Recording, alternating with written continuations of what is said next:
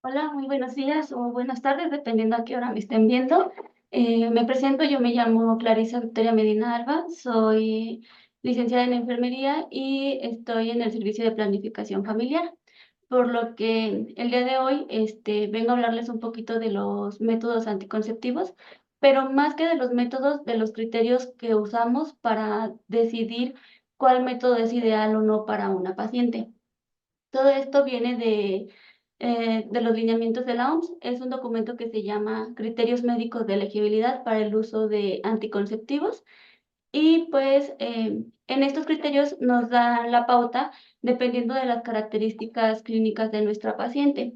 Sin embargo, el día de hoy yo me quiero enfocar más a nuestras pacientes, nuestro tipo de población, que son las pacientes que están post-evento obstétrico, llámese parto, cesárea o en su defecto un legrado.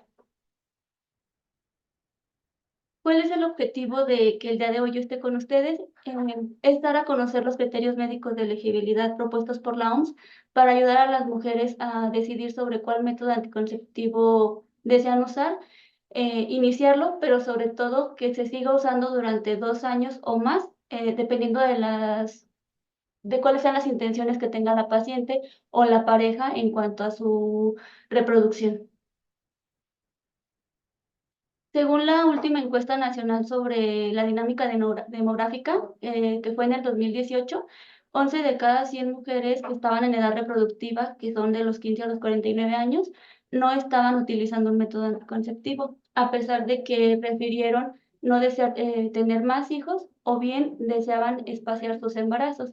Aún así, pues no estaban utilizando un método anticonceptivo. También otra de las cosas por las cuales ofertamos un método anticonceptivo en el puerperio es porque los espacios intergenésicos, si son muy cortos, nos alteran o nos dan más riesgos en un futuro embarazo. Los niños que nacen dentro de los primeros 2 años después de otro embarazo tienen un 60% más de probabilidades de sufrir muerte infantil.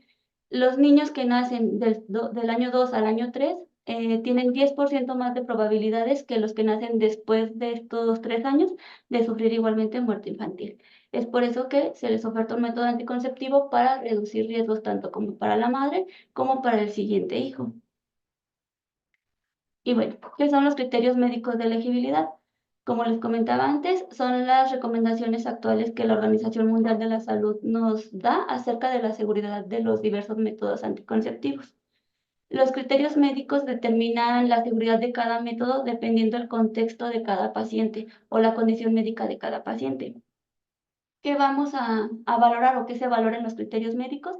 Bueno, pues se valora si el método anticonceptivo empeora una condición médica o bien si la condición médica reduce la eficacia del método anticonceptivo. Entonces ahí es donde nosotros entramos con una valoración para valorar, perdón, a nuestra paciente y ver cuál método es el ideal o cuáles no son recomendados. ¿Cómo vamos a clasificar los métodos anticonceptivos? Bueno, la OMS nos da 4 categorías. La categoría 1 nos dice que no existe ninguna restricción para el uso del método anticonceptivo. La categoría 2 nos dice que en general sí podemos utilizar el método porque las ventajas superan a los riesgos. En la categoría 3 nos dice que no se recomienda utilizarlo porque los riesgos teóricos superan a las ventajas. Y la categoría 4 nos dice que no se puede utilizar. No importa qué, si un método es categoría 4, no se va a poder utilizar en esta paciente.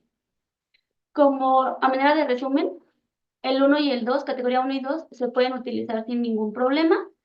La categoría 3 y 4 son los que vamos a restringir, no los vamos a utilizar. En la categoría 3 tenemos un poquito más de intervención.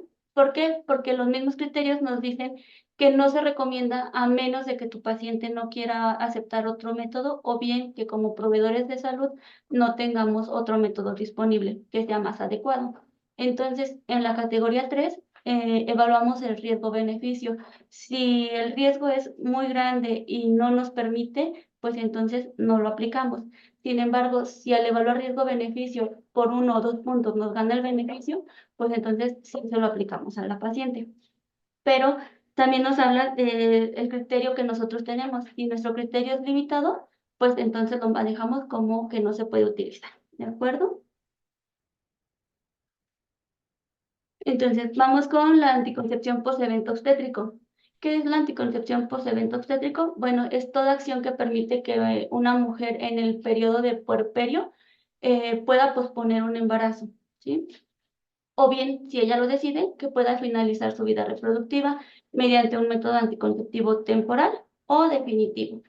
Y esta anticoncepción se da dentro de los primeros 40 días, pero idealmente debe de ser antes de que nuestra paciente abandone el hospital donde se haya atendido. En este caso, pues antes de que nuestra paciente se vaya de alta, ya debe de contar con un método anticonceptivo aplicado, ¿sí? Es por eso que si nuestra paciente va a durar únicamente 24 horas, pues en cuanto nace el bebé, le empezamos a ofertar para que si pasan las 24 horas ya tenga el método antes de irse a su casita.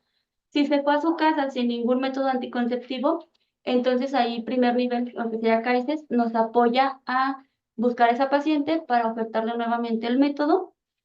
Estaría contando como evento obstétrico, sin embargo, pues a nosotros como hospital ya no nos contaría. O sea, se le da la anticoncepción que sigue siendo evento obstétrico, sin embargo, en las estadísticas del hospital, pues ya no nos estaría contando. Sin embargo, pues la importancia o la relevancia es que la paciente sí cuente con un método anticonceptivo. ¿Sí? Y el evento obstétrico, la anticoncepción post-evento obstétrico, la vamos a dividir en dos, la que es de calidad y la que es de oportunidad. La de oportunidad, pues como su nombre nos lo dice, es que la mayoría de nuestras pacientes que ya las tenemos aquí, es nuestra oportunidad de ofrecerles el método y es la oportunidad que ellas tienen para aceptarlo. Vamos a considerar métodos categoría 1, categoría 2 y categoría 3, y ese sería el apego de oportunidad. En el de calidad únicamente vamos a considerar el categoría 1 y categoría 2, que son los que son ideales y que no vamos a tener ninguna restricción. Y pues aquí viene un poquito de lo más complicado. Sin embargo, una vez que ya lo conocemos, es relativamente muy fácil utilizarlo, ¿sí? Lo que ustedes ven en pantalla, este mini círculo azul, es un resumen de los criterios médicos que nos manda la OMS. Es básicamente una herramienta de apoyo. Supongo que algunos de ustedes ya lo conocen. Es un disco. eh, donde viene en resumen las características o condiciones médicas con las que tenemos que tener cuidado. Si lo ven en pantalla, es este, ¿sí? En la parte de arriba tenemos las características clínicas y en la parte de abajo tenemos todos estos, son los métodos anticonceptivos. Por la parte del medio vienen los numeritos, ¿sí? Entonces, ustedes van a localizarse en la patología o la característica que quieran saber, y ahí van a colocar su disquito. Los números que les quedan en medio son las categorías en las que cada método anticonceptivo va a estar. Entonces, para no confundirnos, eh, cada método va a ser de diferente categoría dependiendo de cada paciente, ¿de acuerdo? Entonces, aquí se lo señalé con rojo. Esos son los criterios para el puerperio y lactancia, ¿sí? Lo vamos a ver adelante. Yo se los resumí en una tablita para que sea un poquito más fácil de entender.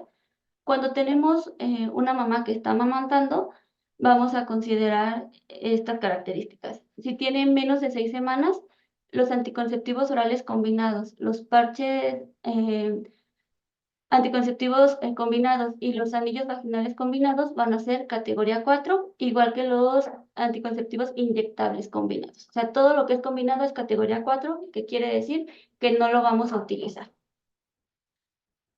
Los anticonceptivos orales de progestágeno solo nos los marca como categoría 2. Los inyectables de medroxiprogesterona y noretisterona nos lo marca como categoría 3. Y los implantes de etonogestrel y levonorgestrel nos lo marca como categoría 2. Si nuestra paciente tiene ya de 6 semanas a 6 meses, los que antes eran categoría 4 pasan a ser categoría 3 y los que eran categoría 2 pues pasan a ser categoría 1 y ya los podemos utilizar sin ningún problema. Si ya tiene más de 6 semanas posparto y aún sigue con lactancia, pues igual, los que eran categoría 4 ahora se convierten en categoría 2 y los demás continúan como categoría 1. Entonces, si una mamá está amamantando, sí podemos ofertarle métodos anticonceptivos. Nada más tenemos que tener cuidado de saber cuáles sí son recomendables y cuáles no. Aquí en el de 6 semanas posparto, menos de 6 semanas posparto, tenemos que tener mucho cuidado porque son nuestra población, son las pacientes que nosotros todos los días vemos aquí en el hospital. Entonces, esta es la característica que nosotros mayormente vamos a ver, ¿sí? Si tenemos un puerperio sin lactancia, como en el caso de los pacientes que sufrieron un legrado, pues ahí van a cambiar un poquito las indicaciones. Si no tiene ningún factor de tromboembolia venosa, entonces van a ser la primera línea, va a ser categoría 3, que son los orales combinados, los parches y los anillos vaginales, igual que los inyectables combinados, que son los de un mes, y nada más, son los que se nos van a restringir, igual si tiene factores de tromboembolia, ¿de acuerdo? Si ya pasa de los 21 días a los 42 días, que es el puerperio, esos que eran categoría 3 y 4 pasan a ser categoría 2 y 3, y después de los 41 días, pues ya se convierten en categoría 1. Aquí, pues obviamente vamos a combinar, ¿de acuerdo? Y los que son categoría 1, pues se siguen manteniendo. Cuando tenemos un posparto con y sin lactancia, en el caso únicamente de los DIU de cobre, perdón, DIU de cobre o DIU medicado, estos se van a aplicar dentro de las primeras 48 horas, que es cuando nosotros tenemos aquí a las pacientes. Ahí son categoría 1. Si ya pasaron esas 48 horas, son categoría 3, porque tenemos riesgo de lesionar el útero por la cuestión de la involución uterina, ¿de acuerdo? Entonces, si ya pasaron 48 horas, ya no los vamos a recomendar hasta después de que pasen 4 semanas, ¿de acuerdo? Después de las 4 semanas vuelven a ser categoría 1 porque ya tenemos más controlado lo que es la involución uterina o ya terminó de involucionar. Únicamente van a ser categoría 4 cuando tenemos una sepsis puerperal, ¿sí? Si de cajón ya sabemos que nuestra paciente está con una sepsis, pues vamos a evitar aplicarle un DIU, ¿de acuerdo? Igual si el método ya se le aplicó y después tenemos los datos de sepsis, vamos a retirar ese método anticonceptivo, ¿sí? Aquí tengo una observación con los anticonceptivos orales de progestageno solo. Si ustedes se fijan en el puerperio con lactancia de menos de 6 semanas, que son nuestros pacientes, nos lo marca como categoría 2. La categoría 2 nos dice que sí lo podemos utilizar. Sin embargo, no lo utilizamos. ¿Por qué? Porque existe algo que se llama uso perfecto y uso típico de los métodos anticonceptivos. El uso perfecto es cuando el método se utiliza al pie de la línea, ¿sí? Sin ninguna interacción. En el caso de las pastillas, pues que la paciente sea constante, que sea puntual, que no se le olvide tomarse ninguna. Ese es el uso perfecto. El uso típico es el cómo las pacientes se toman los anticonceptivos o se aplican los anticonceptivos. Entonces, la mayoría de nuestras pacientes, pues a lo mejor hoy se toman una pastilla a las 10 de la mañana, pero el día de mañana se lo toman a las 11 de la mañana y después de 3 días se les olvidó tomarse la pastilla y estamos teniendo muchas variaciones. Entonces, esas variaciones hacen que el método anticonceptivo pierda eficacia. Por ende, vamos a tener un embarazo al corto plazo. Por eso, aunque son categoría 2, no son recomendables. Si se acuerdan, si nos regresamos un poquito en las diapositivas, mencionábamos que el uso del método después del parto debe de ser 2 años o más. Entonces, si mi paciente no se apega a las pastillas, puede embarazarse después de 2 meses, después de 6 meses, después del año, y pues ahí ya no estaríamos cumpliendo el objetivo, ¿sí? Entonces, ¿se puede usar? Sí, pero no lo recomendamos, ¿de acuerdo? Entonces, de acuerdo a esta tablita, que es lo que nosotros le podemos recomendar a nuestra población, son los métodos anticonceptivos que nosotros manejamos aquí en el hospital. Más de alguno de ustedes habrá preguntado, se habrá percatado que nosotros no manejamos parches, no manejamos pastillas o no manejamos inyecciones de un mes, porque para nuestra población pues no son recomendadas, entonces pues no sirve de nada que nosotros las tengamos. ¿Quién tiene esos métodos? Primer nivel, porque ellos tienen población abierta y ellos sí pueden estar brindando todo este tipo de métodos anticonceptivos si las características de la paciente se los permiten, ¿de acuerdo? También hay que saber que hay algunos medicamentos que disminuyen la eficacia de los métodos anticonceptivos. Por eso es importante conocer la historia clínica de nuestra paciente, porque ahí nos vamos a dar cuenta si la paciente está utilizando algún método anticonceptivo, algún medicamento, pues ese medicamento puede interferir. ¿Cuáles? Principalmente cuando la paciente está con terapia de antirretroviral, esos medicamentos como el ritonavir nos va a disminuir la eficacia de los anticonceptivos hormonales. Entonces, en ese tipo de pacientes, lo ideal es recomendar un anticonceptivo sin hormonas, que para fines prácticos de esta tablita sería el DIU de cobre. Y pues, ¿cuáles son las intervenciones de enfermería? Según la norma oficial mexicana 005, que es la de planificación familiar, tenemos 4 intervenciones importantes y que de ahí se va a deslindar todo lo demás. La promoción y difusión. Si nosotros ya tenemos una paciente aquí, es más difícil darle toda la consejería, darle toda la información y que en menos de 15 minutos decida cuál método utilizar o si quiere o no quiere utilizar. Entonces, la promoción y difusión es importante incluso desde antes que ella esté embarazada, para que ella vaya conociendo, igual durante el embarazo, cuando va a su control prenatal, esté informándose, esté conociendo cuáles métodos sí puede usar, cuáles métodos no puede usar y sobre todo cuál es la importancia de utilizar un método anticonceptivo después del parto. ¿Sí? A veces nosotros, como somos un hospital de segundo nivel, no tenemos tanto la actividad de promoción y difusión. Sin embargo, a veces tenemos pacientes que vienen por una amenaza de aborto y las tenemos aquí 3 días, pero en esos 3 días nunca a nadie le hablamos de métodos anticonceptivos. Y esos pequeños 3 días son oportunidades que nosotros tenemos para empezar a informarlas. ¿Sí? El segundo punto es la información y educación. A veces, pues de nada nos sirve decir, mira, tenemos todos estos métodos, si no le explicamos para qué son esos métodos y cómo se utilizan esos métodos, ¿sí?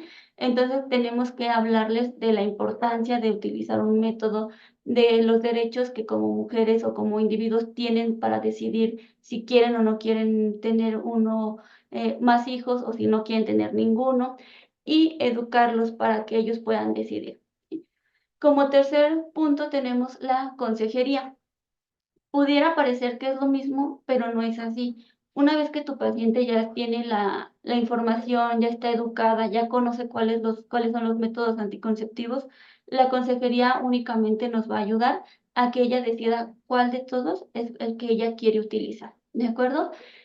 La consejería también se puede dar en cualquier momento, si la paciente está o no está embarazada, si está en el primero, en el segundo, en el tercer trimestre o si ya está en trabajo de parto. Sin embargo, pues les comento, en el trabajo de parto es mucho más difícil que la paciente nos ponga atención porque está concentrada pues en otras cosas como parir, ¿sí? Y por último tenemos la selección, prescripción y aplicación del método anticonceptivo. Ya que tu paciente está completamente decidida, te va a decir cuál método anticonceptivo quiere, que sea pues alguno de los que son ideales según la OMS. Y entonces pues ya vamos a proceder a prescribirlo y para aplicarlo, ¿sí? En la prescripción, según la Ley General de Salud, nosotros como licenciados en enfermería podemos prescribir ciertos medicamentos. En el cuadro de anticonceptivos únicamente nos marca la noretisterona y el levonorgestrel como métodos que nosotros podemos prescribir. El etonogestrel no, pues sería el implante de una varilla. Sin embargo, pues aquí no tenemos tanto problema porque ya sabemos que contamos con nuestros ginecólogos o con nuestros médicos de urgencias que nos ayuden a prescribir este medicamento, ¿de acuerdo? Pues una vez que ya lo tenemos prescrito, pues aplicar. Y una vez que lo aplicamos, seguir informando a la paciente, porque muchas veces únicamente le damos un método, le decimos esto es lo que vas a usar y listo, se acabó. Hay que hablarle a la paciente sobre los efectos secundarios que pudiera llegar a presentar.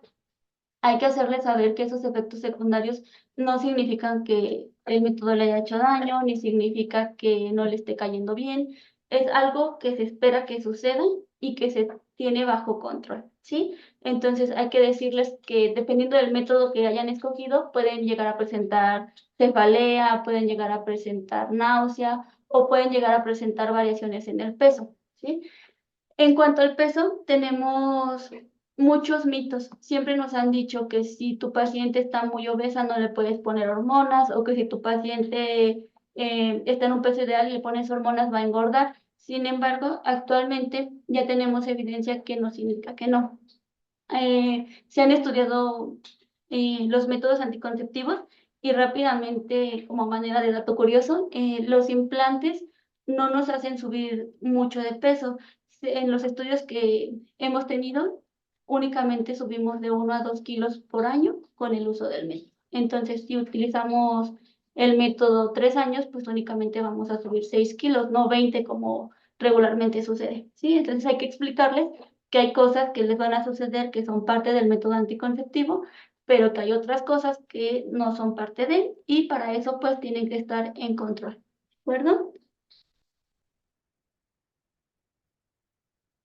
Y como conclusiones, ya para terminar, hay que educarnos para educar a nuestra paciente. Si yo no conozco lo que la paciente me está preguntando, pues no la puedo informar, ¿sale? Entonces, hay que nosotros conocer los criterios médicos, hay que conocer cuáles son los efectos secundarios, qué cosa sí es normal, qué cosa no es normal, qué cosas sí puede utilizar la paciente o qué cosa no. ¿Por qué? Porque muchas veces pasa que alguien le dijo que porque estaba muy gordita no puede utilizar método o que le dijeron que si se ponía un método anticonceptivo no iba a poder amamantar a su bebé.